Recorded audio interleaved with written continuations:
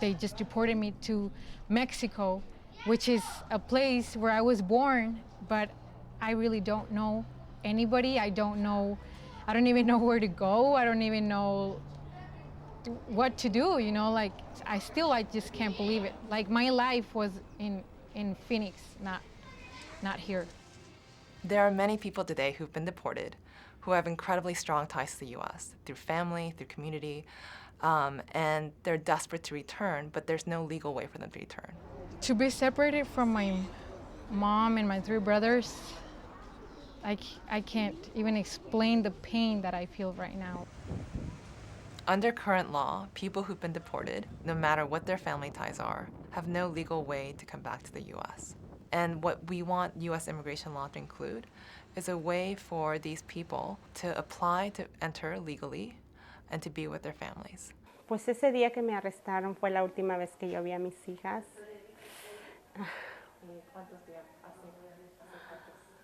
Hace ya 2 años y 4 meses, exactamente. Alicia lived in the US for 10 years. She has 2 daughters who were born here, which makes them US citizens. But after all those years together, she was deported for being in the US illegally, and her children ended up in foster care. She was desperate to get back to them, so she tried to enter.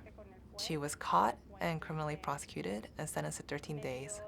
Yo le pedí al juez, por favor, que no fuera tan duro conmigo y que no me diera mucho tiempo de castigo, que me dejara mucho tiempo adentro de la cárcel, porque yo le dije que me perdonara porque estaba yo haciendo eso y que yo lo estaba haciendo solo porque quería estar con mis hijas.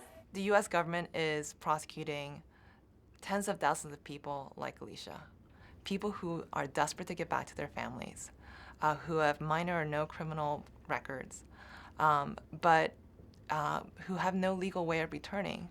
And when they try to enter illegally, they end up in prison at taxpayer expense.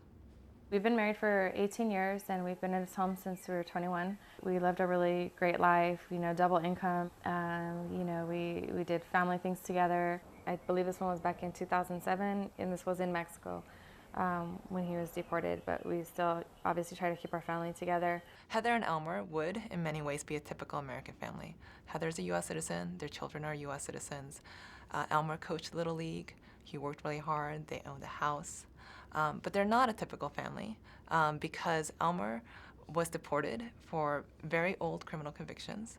And because of those convictions, even though they're 17 years ago, he cannot live with his family in the US legally. Our life changed dramatically, to say the least. I mean, financially, we were just completely devastated, but even more so was the emotional aspect of having a family and then having that destroyed. I mean, literally ripped apart. It's very traumatic for my kids, and then for myself to have to hold it together, every day, was also very trying. Right now, U.S. immigration law applies sort of a one-size-fits-all policy to anyone with a criminal conviction. No matter how old the offense, no matter how minor, you can never come back to be with your family. And so we really think that policy needs to be re-examined.